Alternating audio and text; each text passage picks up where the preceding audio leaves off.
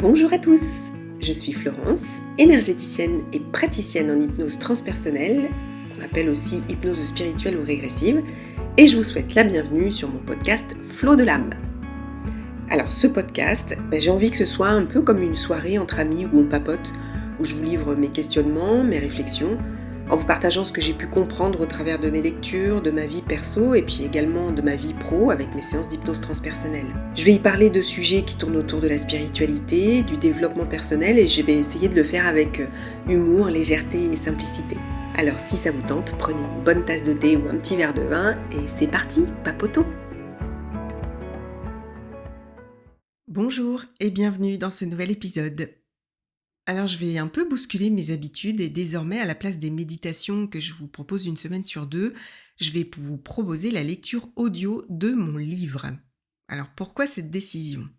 Comme beaucoup d'entre nous, j'ai vécu des choses difficiles dans ma vie, dont une séparation assez brutale. Il y a quelques années, j'ai eu envie d'écrire ce passage de ma vie sans intention particulière à la base, et je savais pas trop comment m'y prendre d'ailleurs, j'avais jamais écrit de ma vie. Et puis un jour, au moment où j'ai commencé à m'intéresser à la spiritualité, j'ai contacté un médium.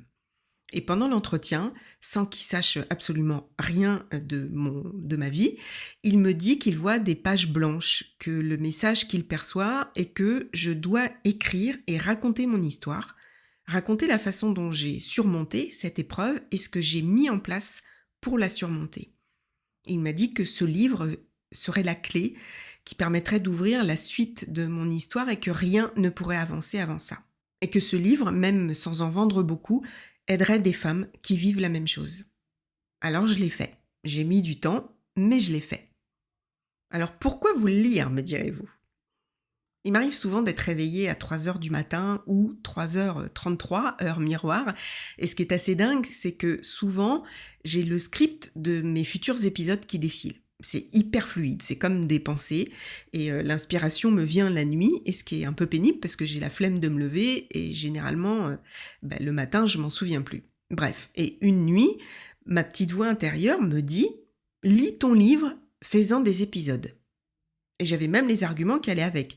Ton histoire peut aider, ce que tu as mis en place pour t'en sortir peut aider. Alors, c'est vrai qu'en pleine nuit, j'ai trouvé l'idée super cool. Je me suis dit, oui, c'est vrai, mon podcast, il parle de développement personnel, là, on est en plein dedans. Et puis, je me suis endormie.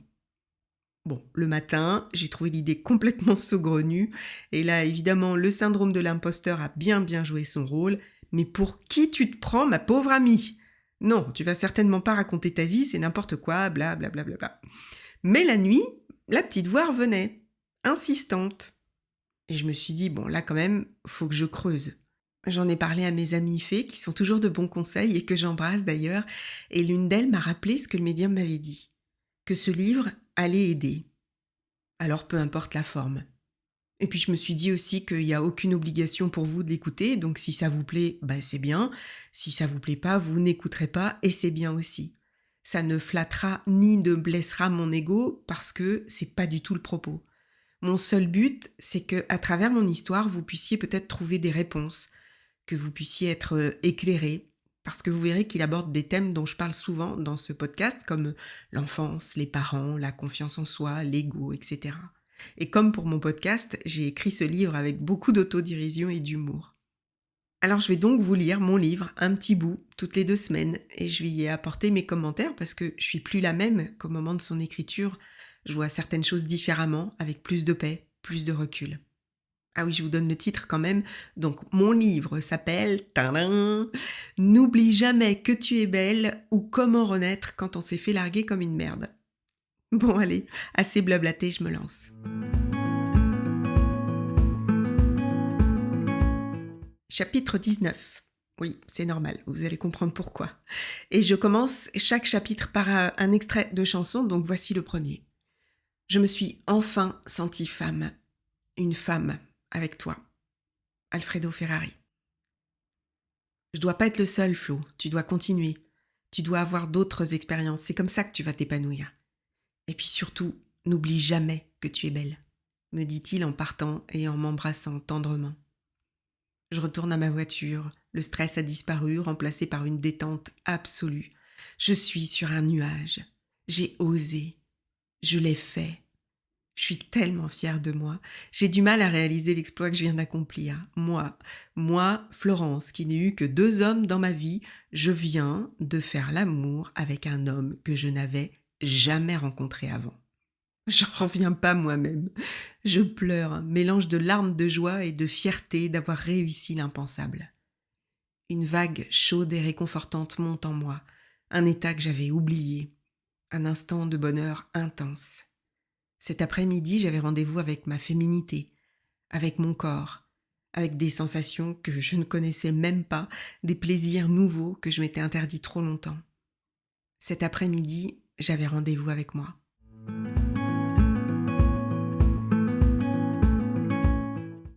Chapitre 1. Je ne peux plus dire je t'aime. Ne me demande pas pourquoi, je ne ressens ni joie ni peine quand mes yeux se posent sur toi. Jacques Higelin. Cela faisait 6 mois que j'étais tombée de mon nuage des bisounours.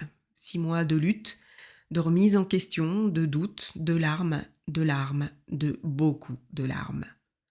Après 25 années de bons et loyaux services, j'avais été congédiée de ma bulle familiale en 1 heure.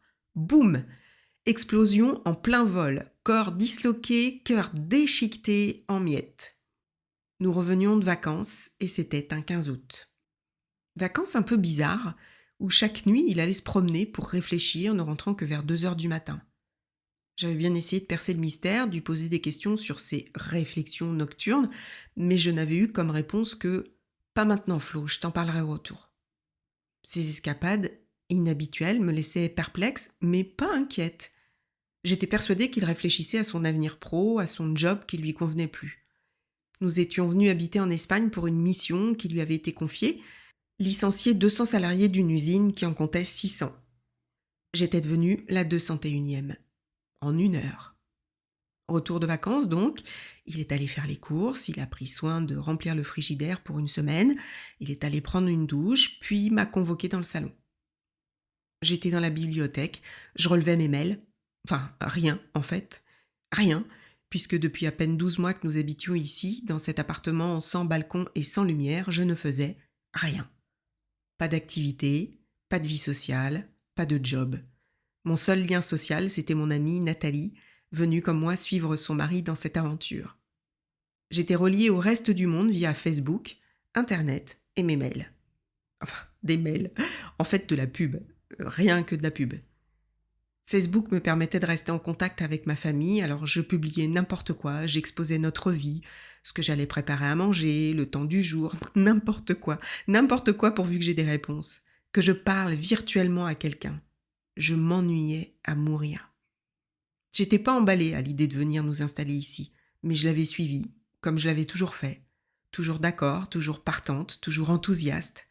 Et je l'étais toujours, sincèrement, je faisais pas semblant. Sauf cette fois. J'avais pas envie, je le sentais pas. J'avais un mauvais pressentiment. Je lui en avais fait part, mais à court d'arguments rationnels, j'avais capitulé à contre-cœur. D'ailleurs, depuis notre installation, étrangement, je me sentais oppressée, angoissée, sans que j'arrive à comprendre pourquoi. Mon 6e sens, peut-être.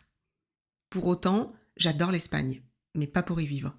Les Espagnols sont très accueillants, très ouverts, on y mange super bien, on y mange super gras surtout, ça m'avait valu quelques 10 kilos en plus en quelques mois.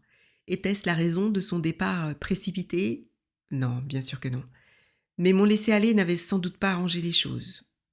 Cela dit, en parlant de laisser-aller, il n'était pas en reste avec son jogging 10 fois trop grand à rester avachi devant la télé tous les week-ends où on ne faisait rien. Rien était devenu mon quotidien. T'as fait quoi aujourd'hui ? Rien.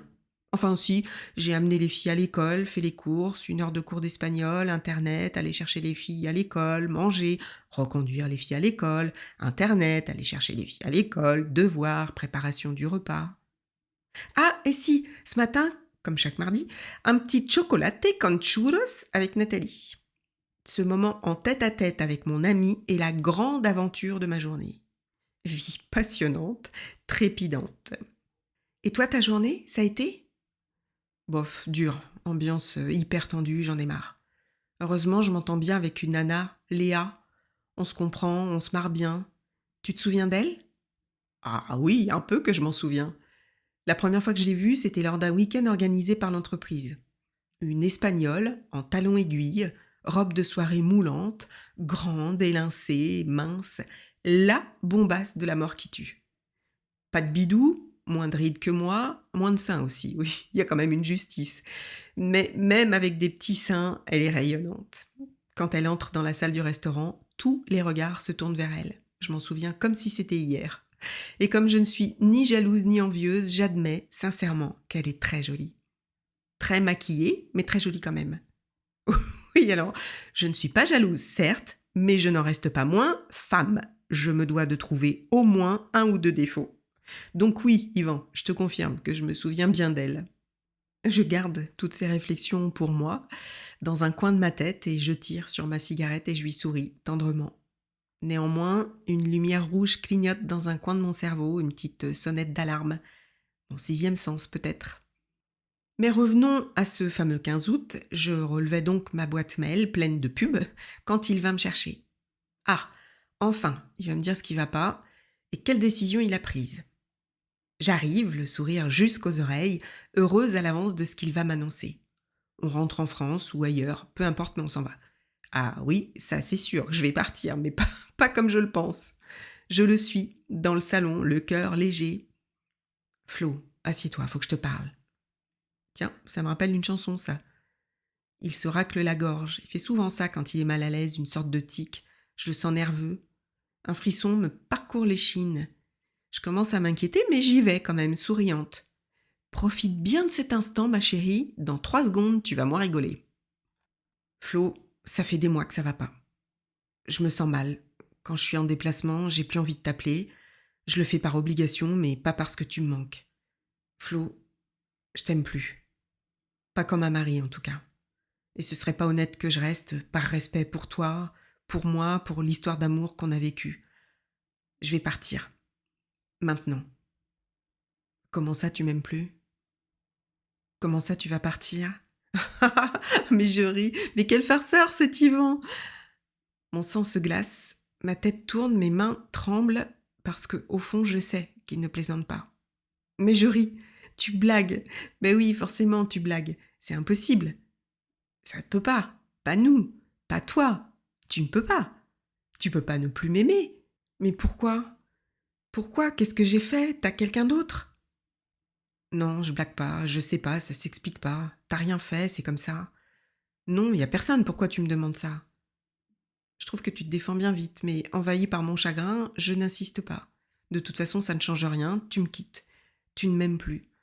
Je ne comprends pas. Je pleure. Mes larmes coulent, inondent mon visage. Je perds toute dignité, je te supplie, tout s'embrouille, je comprends pas. Mon cerveau est sur pause, je comprends pas. Pourquoi, Yvan? Pourquoi tu m'as rien dit avant? Ça fait combien de temps que ça dure? Ça fait 6 mois environ. Ça a commencé doucement, des détails, j'avais pas envie de rentrer à la maison, pas envie de t'appeler, envie d'être ailleurs. Je suis lassée de notre vie, je m'ennuie, je suis mal, je me sens mal. Mais t'as bien dû t'en rendre compte, non? Ben non. Désolée, mais non. Tu t'es pas rendu compte pendant les vacances que je te lâchais la main quand tu me la prenais? Mais tu me disais que c'est parce que ça te tenait chaud. Tu t'es pas rendu compte que j'étais distant. Mais tu me disais que tu réfléchissais. Tu t'es pas rendu compte que je m'ennuyais, que j'avais envie de rien faire le week-end. Que tu t'ennuyais, mais tu me disais que la situation au boulot te stressait, que t'avais besoin de te reposer. Ça va être ma faute bientôt. Non mais Flo, t'es conne ou quoi? T'as pas fait attention? T'as pas vu qu'il te manque depuis des mois? Ben non, j'ai pas fait attention, non. Non, je voyais qu'il était mal et j'étais mal pour lui. Avec lui. J'ai essayé de le soutenir parce que je pensais bêtement que sa mission au boulot le tourmentait. Comment aurais-je pu penser un seul instant qu'il ne m'aimait plus? Parce qu'on faisait moins l'amour? Tous les 3 mois au lieu de 2? Oh, je le blâme pas là-dessus, hein, je suis autant responsable que lui. Donc non, même ça m'a pas alertée. Alors comment j'aurais pu le voir alors qu'il faisait semblant pendant tout ce temps? Ma tête tourne, je vais me sentir mal. Mon cerveau n'accepte pas l'info, il bug, il refuse, il rejette. Ça se peut pas nous. 25 ans d'amour pur, d'amour fou, intense. 2 âmes sœurs, quand l'un commence une phrase, l'autre la termine. 2 fils reliés, connectés. Jamais de dispute, on est toujours d'accord sur tout, on aime les mêmes choses, On reste jamais longtemps l'un sans l'autre parce qu'on peut pas, on rit tout le temps, tout le temps. Nous sommes un seul cœur, un seul poumon. Et quoi qu'en disent les psys, si un couple ne s'engueule jamais, c'est que l'un des deux capitule et ça c'est mauvais. Mais aucun de nous ne cédait pour l'autre. Nous étions à l'unisson pour tout. Nous ne faisions qu'un. 2 plus 2 égale 1. Souvent, on nous comparait à la chanson de Morane. Ils sont faits l'un pour l'autre, comme le yin pour le yang, comme le goût pour la langue, l'un pour l'autre. Ils sont faits l'un pour l'autre, comme le bleu pour la mer, comme un dieu pour la terre, l'un pour l'autre. Ça crève les yeux tellement c'est clair, l'un pour l'autre. Voilà, c'était nous. La seule ombre au tableau, c'était notre sexualité, devenue avec les années de moins en moins présente. Mais n'est-ce pas le lot de beaucoup de couples ?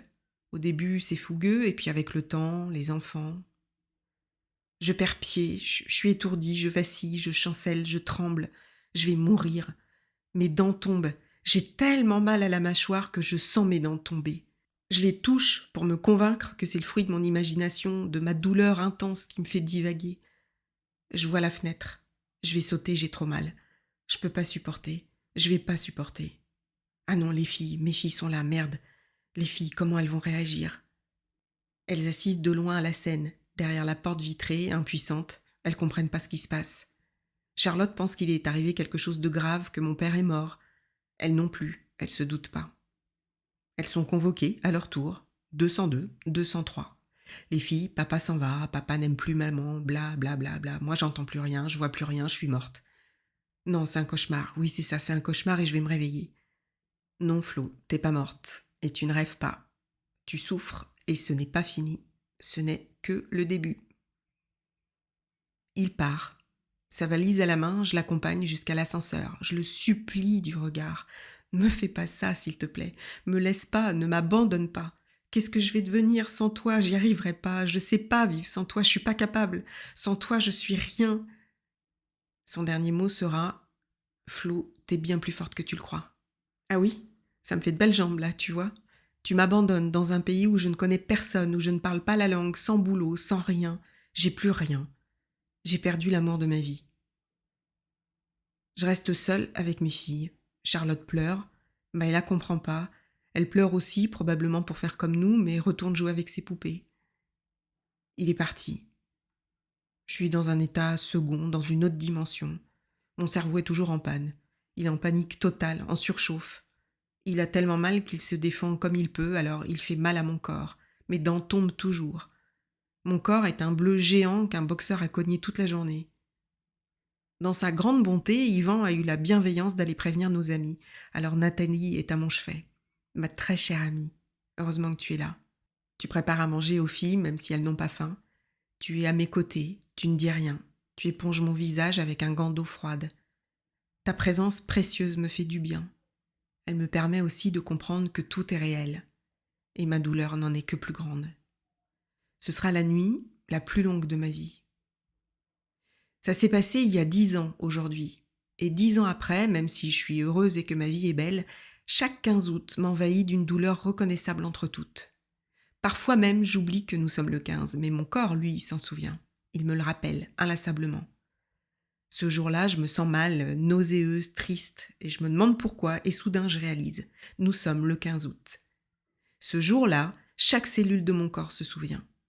Cette souffrance incommensurable, immense, ce cataclysme, ce choc, tout est là, tapis au fond de moi et revient frapper à la porte de mon âme.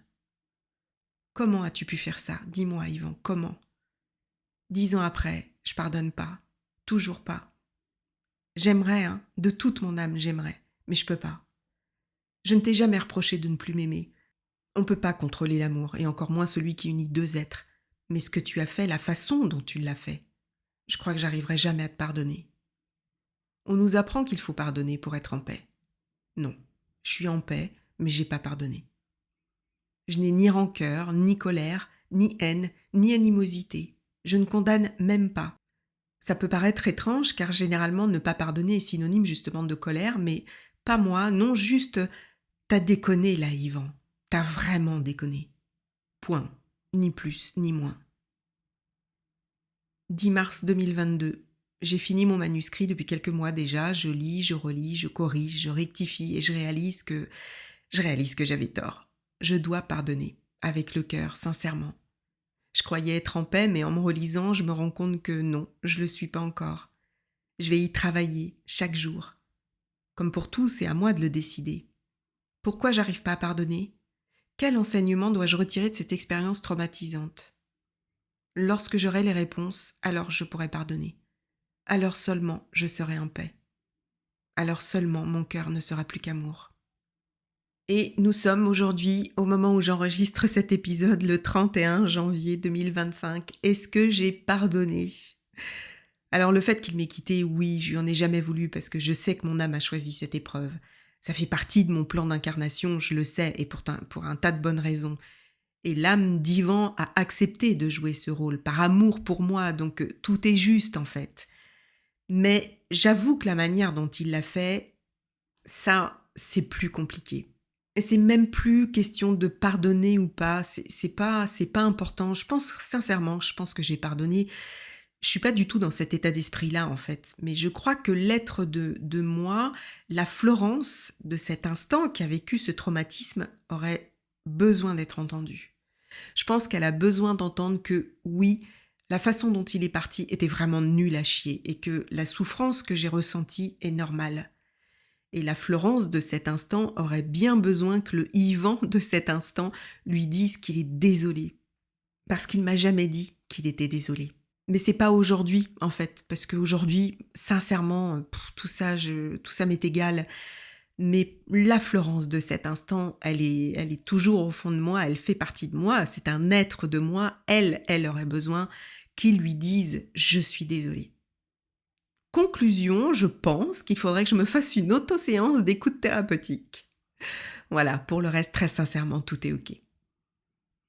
Voilà, c'est la fin de cet épisode, du premier épisode de mon aventure. J'espère que ça vous a plu. Je vous dis à dans 2 semaines pour la suite et à dimanche prochain pour un nouvel épisode. Et en attendant, prenez bien soin de vous.